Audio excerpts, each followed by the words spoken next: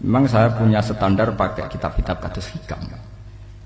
Saya ini merasa hidup di dunia itu sendiri. Sampai tak warai la Allah kalau potar.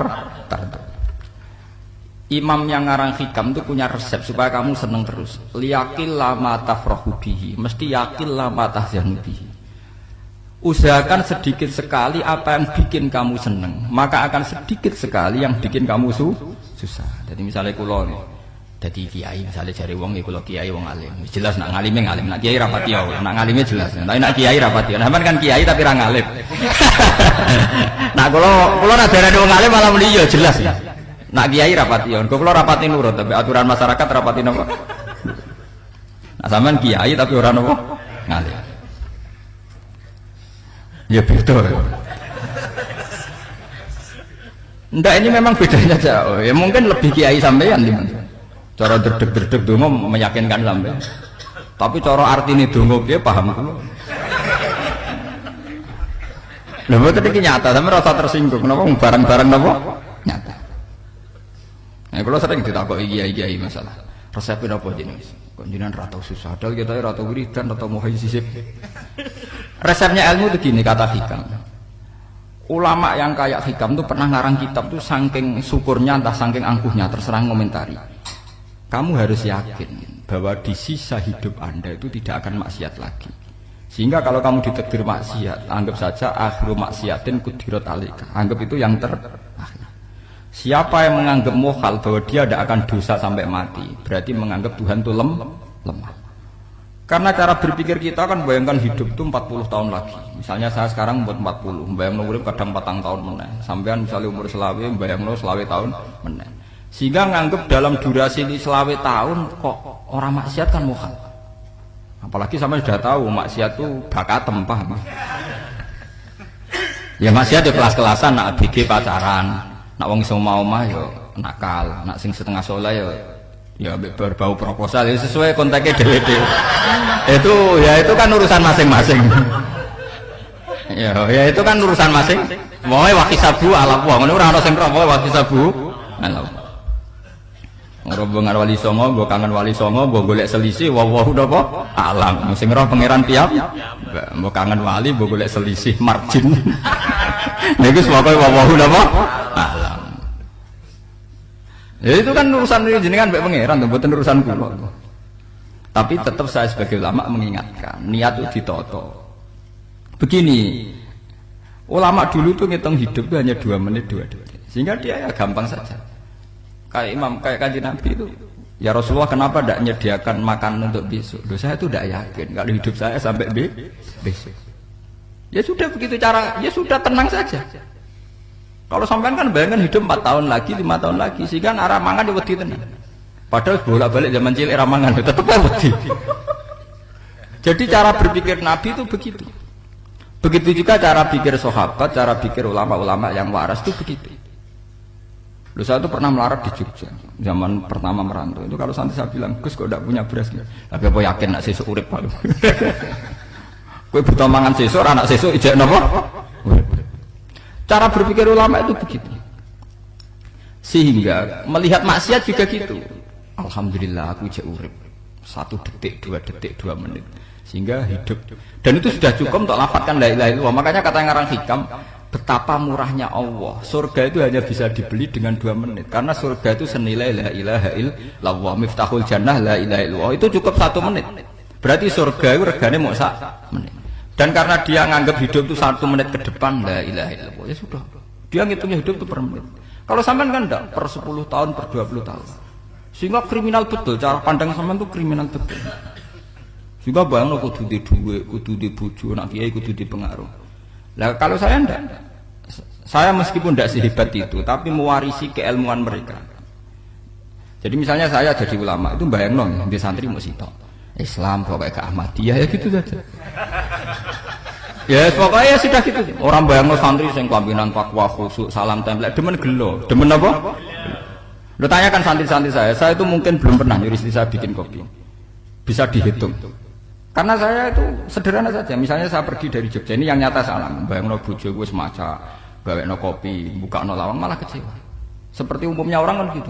Semerantau ada bayangno bojoku nyuambut, digawekno kopi, digodhogno banyu hangat untuk bareng teko bojone wangep kukur-kukur.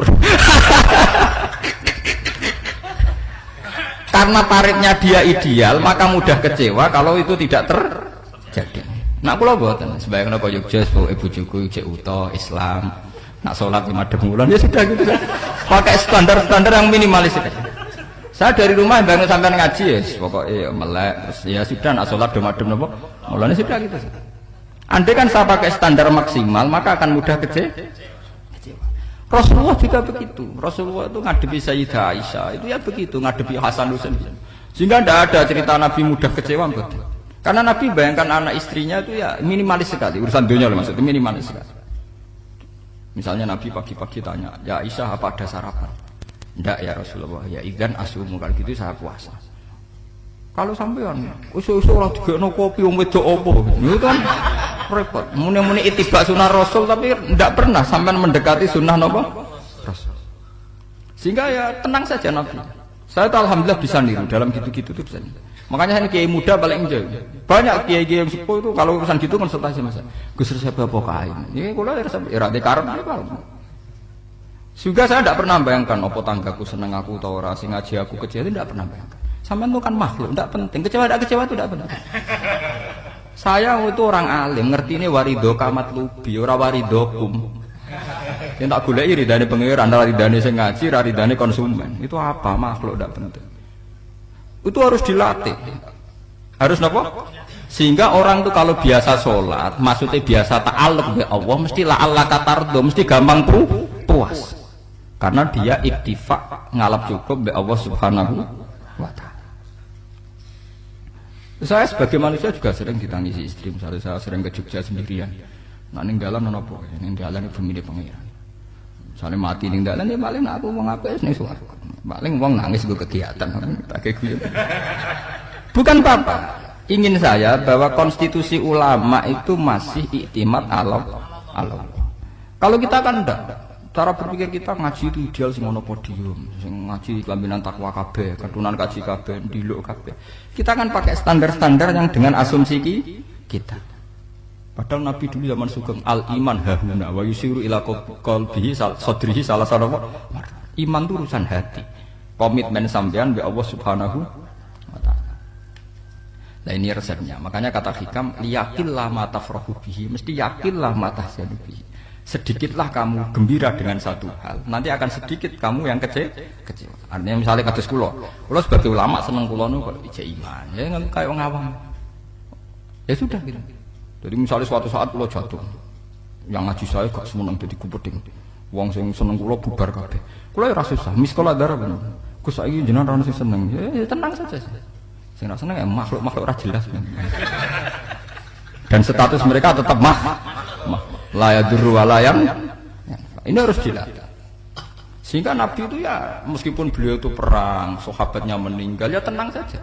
Nabi cara berpikir yang meninggal mereka mati syahid, yang masih hidup dianggap berpotensi melakukan kebaikan. Sama tak warai resep-resep dari Rasulullah Shallallahu Alaihi Wasallam. Saya ini sebetulnya memaksa menjelaskan ini maksa karena saya inginnya jadi ulama yang kayak umumnya orang. Tidak ideal amat. Tapi kan saya ditegir ilmunya itu ideal. Jadi terpaksa saya jelaskan. Tapi kalau perilaku saya tidak akan ideal. Soalnya ngawur. Saake mari kufuri pengiran nganggur bolak-balik cerita. Ada seorang wali karena dia wali itu doa di multazam, ya Allah saya ini minta satu hal. Karena dia wali maka tidak minta uang, tidak minta jabatan, minta engkau takdir saya tidak pernah maksiat. Itu kan bagus sekali. Minta doa ditakdir enggak maksiat kan ada. Dari pengiran malah Syafi'i. Fa'ena adau kufran. Karena tahu maksiat malah sifat ghafurku tak ada kok endi. Gamane pangeran kan sifat ghafurku rak nganggur. Malahnya tidak ada orang selain Nabi kecuali ditakdir tahu maksiat. Dan sifat ghafure pangeran efektif. Paham napa? Lah sampean kan ghafure mbok nggo kabeh. Dadi karek sajidul iqab. Karena maksiate sampean wis sering. Jadi sifat ghafure wis berlaku aktif. Saya karek nunggu sifat sajidul iqab. Paham ya? Itu beda dengan wali-wali. Sifat sajidul iqab mau aktif, mereka tidak punya dosa. Malah pangeran bingung gak kok sifat ghafure. Apa ada kok ghafur atau dosa? Tidak kok sajidul iqab gak tahu maksiat. Jadi pangeran malah sing bingung. Nak kowe ora tau maksiat Ghafur kok tak dakoki. Kok ora tau maksiat, wong iku ora tau apa? Didakoki Sadidul Iqab gak mungkin ora tau maksiat. Lah pangeran ape dakok Ghafur kan syaratnya dosa sik. Sampeyan kan walian. Ghafure wis dientekno. Keseringan kepake, paham ya? Karek nopo? Karek Sadidul Iqab. Ya itu memang standar Tuhan. Semua Quran itu kalau nyeritakan gitu. Nabi ibadi anni anal ghafurur rahim. Kawulaku ceritani aku Ghafurur Rahim, tapi yo ceritani wa anna adzabi wal adzabul alim. Jadi Nabi ibadi anni anal Ghafurur Rahim wa anna adzabi wal adzabul alim.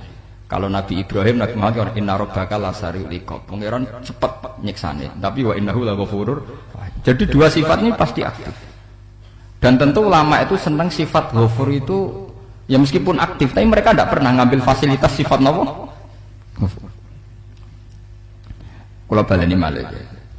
Sehingga kayak Sayyidina Umar radhiyallahu anhu ketika beliau pertama jadi khalifah, ini cerita di kitab Hayati Sahabat. Pertama dia jadi khalifah, orang mengira dia akan ngomong hal-hal yang besar, visi besar tentang negara, visi besar tentang izzatil Islam wal muslim. Tapi ketika Umar pertama pidato begini. Ayuhal muslimun ayuhan nas ana, dari kata Sayyidina Umar.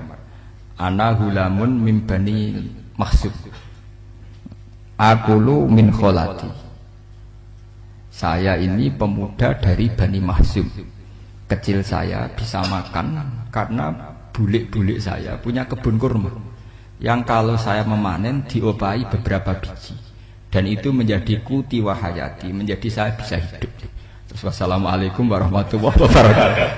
Orang itu penasaran semua. Orang jadi khalifah pertama dibendem jadi Amirul Mukminin, pidatone ngenang masa kecilnya ra kelar mangan. Kelare mangan mergo buruh bulike. Paham ya? Ngondoh kurma terus dikai tamarotin. Beberapa kurma sing dadekno iso. Dan itu saya pakai sampai ketemu Allah Subhanahu wa taala saya pakai. Misalnya sekarang saya mulya, misalnya kalau dibilang mulya ya ana sing nyucup, ana sing husnudzon, ana sing hormat, ya macam-macam sawangane. Itu bodoh sekali kalau saya menikmati itu. Bodoh sekali. Paling banter nikmati dicucup, dihormati itu apa? Tapi kalau nikmatnya bisa makan saat itu tuh nyawa. SBY jadi presiden prestasi, Gus Dur jadi presiden prestasi. Tapi umpama presiden tetap mangan. Prestasi tertinggi adalah bisa makan selisat dirumki gojo-gonyo. Makanya Umar mengingatkan, sebetulnya nikmat tertinggi saya itu tidak saat saya jadi khalifah. Saat itu kok aku iso mangan, cara gak aku mati. Paham ya? Jadi itu luar biasa. Kita ini kan menjadi angkuh karena ngitung nikmat itu yang besar-besar, punya prestasi, punya. Kalau saya enggak ngitung nikmat itu kelar mangan gak mati, kan gampang. Sehingga saya tidak mudah kecewa karena tarifnya minimalis, gak gampang apa? Jadi misalnya kalau kapan-kapan kok berhubung, Gus ini Tuhan rasanya jenengan ngeten-ngeten. Oh makhluk itu ya gak apa-apa. Kalau disetatuskan kiai kan seakan-akan ngomongnya sakral, seakan-akan mandi. Tapi nak tak status, oh makhluk itu ngomong ngono ya sudah kan. Menjadi ringan kan kalau distatuskan sebagai apa? Makhluk. Tentu makhluk statusnya la yadurru wala yanfa. Nah, di sini ini pentingnya orang-orang ahli tauhid tentu tidak punya kesusahan. Innal ladzina qalu rabbuna Allah tsummas taqamu. Itu mesti tidak ada kesusahan sama sekali. Misalnya ulama-ulama dulu mau mati, ya tenang saja. Mati kedua itu mati paling menantang, menyenangkan sekali. Karena mati yang seru itu mati zaman Al-Adam. Misalnya saya kelahiran tahun 70. Tahun 40-50 kan belum ada saya. Itu mati yang sejati karena Al-Adam. Kenapa? Al-Adam tidak ada. Mati yang nanti itu mati yang petualangan. Karena saya mati setelah menyaksikan kekuasaan Allah. Setelah husnudzon sama Allah. Sehingga mati yang menuruti kerinduan. Akan ketemu sang kekasih. Makanya Jalaluddin Ar-Rumi ketika mau meninggal dan orang-orang muridnya nangis, dia marah-marah. Hei murid-muridku, betapa bodohnya engkau. Saat kayak ini yang saya tunggu. Saya sudah menyesal berpisah mbak Allah zat cinta seneng. Aku kecewa waktu makhluk-makhluk koyo kowe. Saiki wis wayahe aku goleki kholik zat sing tak senengi malah mbok tangi. Cek bodone kowe. Saat-saat sing tak enten-enteni malah mbok tangi. Betapa aku lamanya menunggu kematian ini. Mergo hidup itu keterpisahanku mbek Allah. Kemen ketemu kowe jare. Mulane Jalaluddin Rumilah yang mengistilahkan mati itu malam pengantin. Makanya fal'an awanul firaq minkum wa awanul wisol bihabibi. Ini saat yang indah karena ketemu dengan berpisah dari makhluk-makhluk yang tidak penting menuju sama Habibi kekasihku. Jadi dia mengistilahkan mati itu malam penganten. Semenjak istilah itu populer sehingga di Jawa ana ngipi dadi nganten takwilane mati. Itu filosofi sufi, ya filosofi napa? Lah niku tenan. Begitu juga sahabat-sahabat dulu. Bilal itu mau meninggal, anaknya udah nangis. Bilal lagu ya. Ditanya sama anaknya, kenapa anak-anak kamu nangis? Dan jenengan badhe kapundhut. Aku malah seneng nang mati. Hudan nalqal akhibah Muhammadan wa hizbah. Aku nak urip ketemune mbek kowe terus. Malah nak mati ketemu Nabi Muhammad. Hudan nalqal akhibah Muhammadan wa hizbah. Nah, dengan cara pandang begitu maka hidup itu enjoy saja. Nah, saya sebenarnya keberatan pakai kelas ini, keberatan karena saya harus ngulang sampean-sampean itu. Ya makanya potensi kayak saya tentu mengurangi jadwal ketemu. Makanya saya mohon kalau tidak penting itu jangan sungkan. Anggap saja itu bagian dari hormat saya. Ya minimal sampean misalnya di duwe 50.000 nggo jajan pentol anak lha opo mengko suwan bareng malah repot. Wis ganggu wong anak keleleran, Pak. Lah misalnya sampean kepen takok hukum, wong nek ora pinter hukume takokane ya ringan, takok kiye tanggam paling iso. Karena pertanyaan yang ringan tentu ya ringan-ringan saja kan. Gak perlu kiai kaliber. Sampeyan ora usah GR.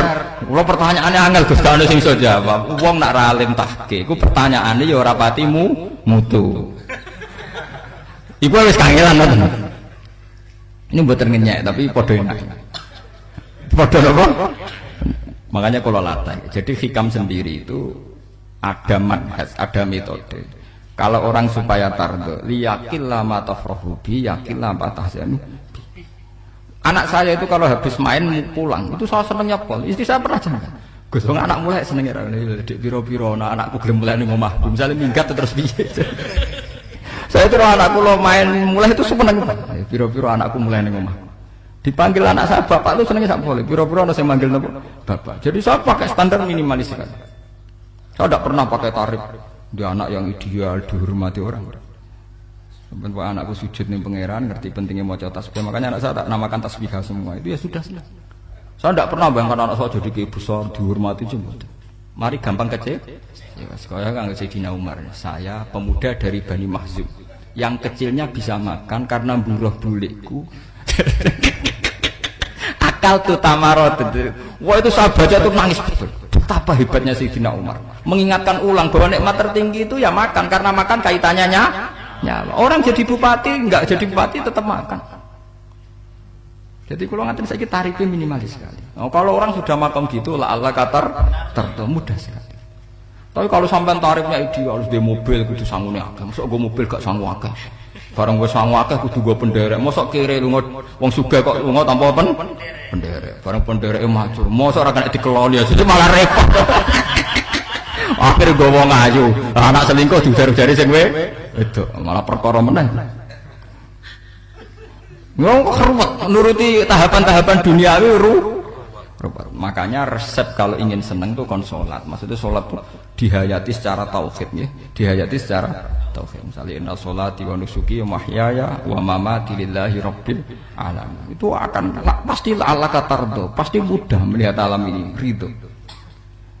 Ini satu sekelumit ya, dari resep seorang ulama yang saya meniru beberapa di kitab Hayati Sahabat, di kitab Hikam, dan meniru terutama semuanya sanad dari Rasulullah Shallallahu Alaihi Wasallam.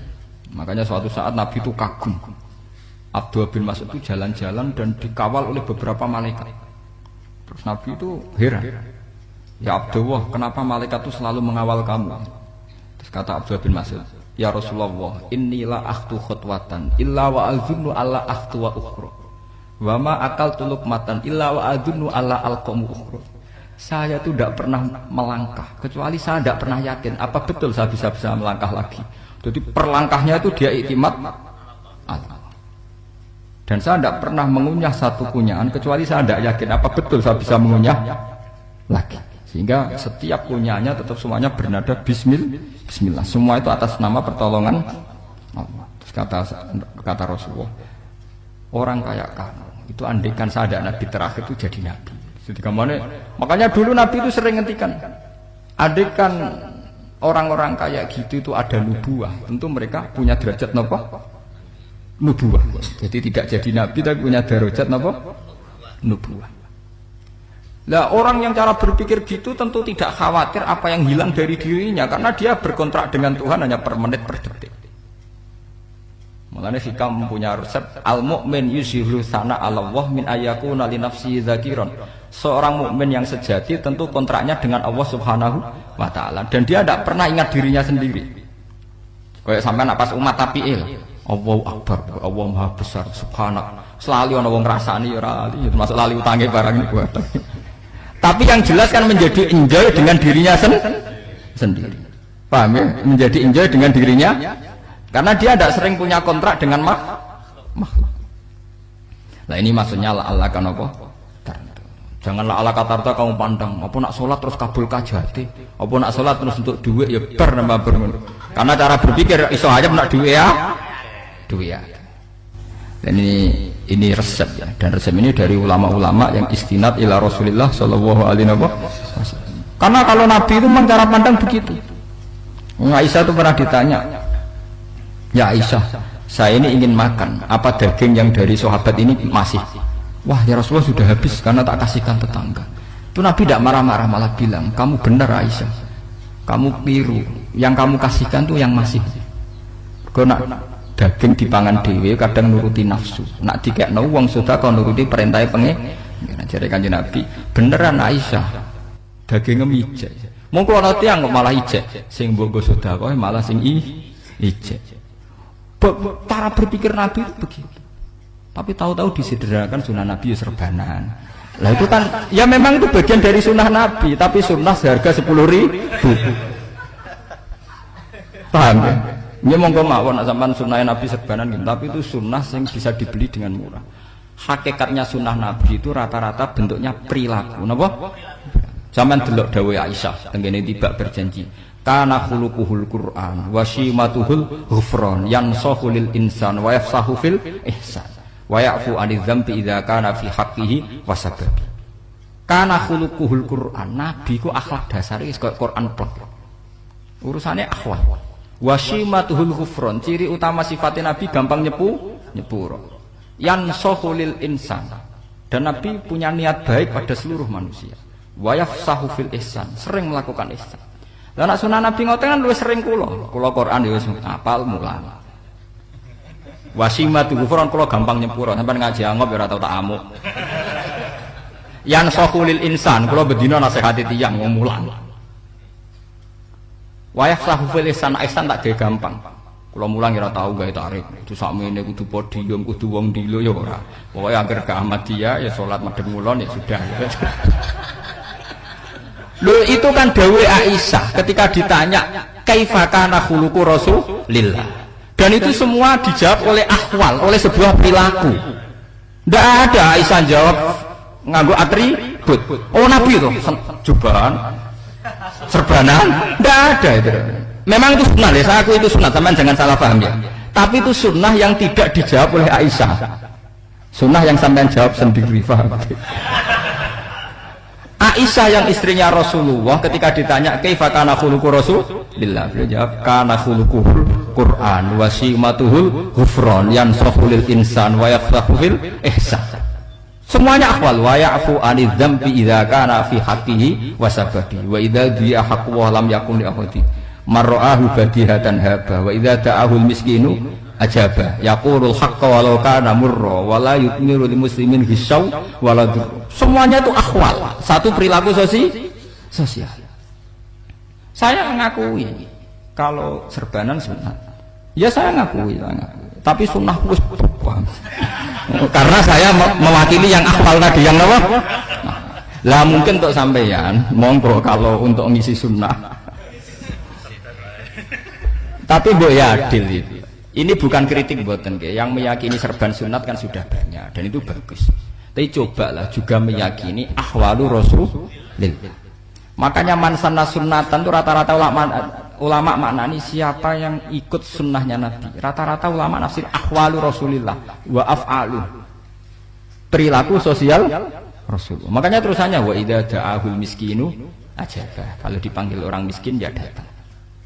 Ya maksudnya ada harus orang miskin manggil pas resepsi kawin mboten. Misalnya ana wong melarat kuwi di sepeda motor, wong melarate njuk ngeteroni puskesmas ya mbok terno. Wong melarat lara njuk nukono misale apa minyak kayu putih mbok tekani.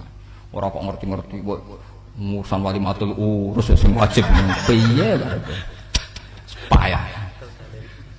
Lho lan wa idza dal miskin ajabe ora ana hadise urusan walimatul urusan mboten. Kalau orang miskin manggil ya dalam riwayat hadis ya Nabi sering dipanggil orang miskin ya Rasulullah mbok datang ke rumahku ada apa terus ya Nabi saya tuh ingin rumahku sing elek jenengan nate salat teng mriku ya Nabi datang ya salat saja ya ora jaman fi ayyi makanin aradta an tusalliya fi kamu di tempat mana kamu seneng salat teng mriki ya Rasulullah ya Nabi salat sing ngundang ya waras pisan kenangan mek Nabi kok mae dienggo salat Nabi sampeyan tahu tanggung kiai kon salat kon mromosekno anakmu iku paham Kiai dongakno ke kersane ketampi PNS padahal kiai ini dhewe anake ra PNS. Kalau dulu kan sahabat ngundang Nabi itu ya gitu. Ya Rasulullah saya itu ingin sekali engkau sholat di rumahku fa'attakhidahu musallan kemudian tempat yang pernah engkau sholati mau tak pakai mushola pribadi. Makanya masjid Kiblaten itu rumahnya sahabat karena dulu Nabi pernah sholat di satu tempat adalah ono perintah tahlilul kiblat itu di rumahnya sahabat. Itu sahabat dulu itu kalau ngaturi Nabi itu kenanya ingin Nabi pernah sholat di situ. Nah, ilmu ngeten ini mentek. Ya, untungnya enten kula, dadi ana sing eling-eling ya, Bang. Nah, sampean kudu syukur ya, artinya syukur ya. Orang kayak saya itu ndak usah sampean dikte-dikte ngikuti hukum adat. Kalau ngoten sampean gelo mergo kula ora iso teko, kula ya gelo perkarane ulama kok mbok atur. Makanya saya sering guyon cerita saya itu kalau di pasar Pandangan dulu itu anyaran boyong sering di pasar ditanya sama Gus wong alim kok ning pasar piye aneh to ya aneh kuwi aneh piye bodohnya wong alim kadang masyarakat itu tidak sadar keanehan dirinya sendiri mereka enak saja merasa kalau orang alim ke pasar itu aneh mereka tidak sadar orang bodohnya wong alim ya aneh enak saja mereka mikir sepi paham ini supaya sampean Allah kan apa tar. Makanya untuk Rasulullah Nabi itu sering ngendikan ana tamu hormati. Tapi etika mertamu di Rasulullah itu walakin idza du'aitum. Mertamu Nabi itu nunggu ditimbali. Walakin idza du'itum du'iya mabni majhul. Ketika kamu ditimbali fadkhulu. Jadi ya ayyuhalladzina amanu la tadkhulu buyutan nabiyyi illa ayyudzana lakum. Jadi untuk sowan Nabi itu nunggu meskipun sahabat itu rindu Nabi, tidak berani sowan ke dalamnya Nabi. Kalau ingin ketemu Nabi di barengno pas sholat jamaah, karena Nabi pasti keluar di masjid. Andai kan Nabi nerima tamu di rumah, ya ora sida dadi Nabi. Amen nampa tamu. Makanya la tadkhulu buyutan nabiyyi ku illa ayyudzana lakum, kecuali kamu dapat izin. Nunggu dipanggil. Wa idza du'itum kali dipanggil lagi fadkhulu. Ya sudah begitu. Tapi sekarang itu ya sudah begini. Ini kula cerita ilmiah saja. Saya tidak punya kepentingan apa-apa. Ya kepentingan kula ben ra mbok tamoni jujur mawon. Cuma guling-gilingan dulu itu kalau sahabat itu ketemu Nabi pendak sholat sama pendak ngaji. Paham ya? Jadi saya memilih sikap begini itu bukan tidak saya pikir. Tapi kalau ada kiai lain yang beda dengan saya tidak apa-apa. Kalau ulama lain beda tidak apa-apa. Justru seninya rahmatnya umatnya Nabi itu istilafu aimati rahmah. Khilafnya umatku itu rahmah. Mulane aku khilaf ben rahman aku podo kan gak sido khilaf.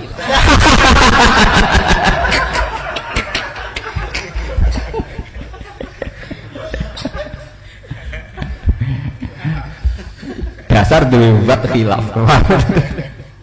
Jadi sepertinya jelas ya ayyuhalladzina amanu la tadkhulu buyutan nabi la yudzana lakum la ta'amin ghairu nazirina inna walakin idza du'itum. Kalau kamu ditim. Nah, padahal setelah tidak ada nabi tentu yang mewarisi nabi adalah ulama. Ya minimal itu ya ulama itu pokoknya kula kenangan jenengan yang ngaji. Kenal Gus Ba ya kenal nabi pas ngaji ya sudah gitu. Sahabat kenangannya sama nabi ya gitu. Nabi roh jenengem ora cuma aku betina jamaah mbek Nabi. Ya sudah gitu kenangannya. Yang kenal Nabi ya sahabat papan-papan atas ya. Makanya sahabat itu ribuan tapi pancet sing muncul ning hadis Abu Bakar, Umar, Utsman, Ali. Karena yang lain memang enggak kenal, hanya ikut sholat, ikut ngaji. Jadi ya enggak ada memang enggak tahu muncul ning apa? Hadis. Muncul-muncul jam'un minas sahabat. munculnya rombongan. Ya karena mereka kenalnya Nabi ya benda sholat, benda apa? Ngaji. Paham gitu. Terus niki kula sukani resep liyaqilla ma tafrahu bihi, mesti yaqilla ma tahzanu bihi. Supaya sedikit sekali yang bikin kamu senang, maka akan sedikit sekali yang bikin kamu Jadi misalnya kita bayangno bojo ngoten. Bojoku alhamdulillah cah Islam nak salat madhepmu. Jadi misalnya roh cerewete, roh judese, roh kukur-kukure mbek angop tenang. Tenang. Mergo jais Islam. Tenang, karena tarifnya mini. Jajal misalnya tarif bojo kudu senyum teko wis maca. Bareng roe teko angop waduh wis bar. Itu dari hikam gampang. Makanya hikam itu punya cerita. Suatu saat seorang raja itu dapat kiriman gelas keramik yang indah sekali dari Zabarjat. Terus bertatahkan intan, pokoknya serba mewah. Raja itu senang sekali. Ketika tanya penasihatnya, menurut kamu gimana gelas ini? Ya gelas ini indah sekali, tapi sebaiknya raja ndak punya aja. Loh, saya senang kok sebaiknya ndak punya. Saking senangnya raja itu tiap minum pakai gelas itu, kalau ndak ada nggak mau minum. Suatu saat gelas itu pecah, susah sekali raja. Memanggil penasihat, iya bener kamu. Kalau saya dulu ndak punya malah tahu pecah. Jadi dulu raja itu yang gelas atom gelem, gelas biasa gelem, kan menjadi bunga yang gampang kan ringan. Tapi sekarang bunganya bersyarat, kan menjadi tambah repot. Sama, aku di sini untuk bojo itu asal wedok sampai sholat madhep mulat wis seneng. Tapi setelah kamu pakai tarif yang macam-macam kan tambah senengnya ngenteni macak, ngenteni ramah, ngenteni servis kan repot. Tapi aku bojo kula sering janggal. Kepengen kula niku ngamuk, kula bilang ngamuk apa kowe Islam apa.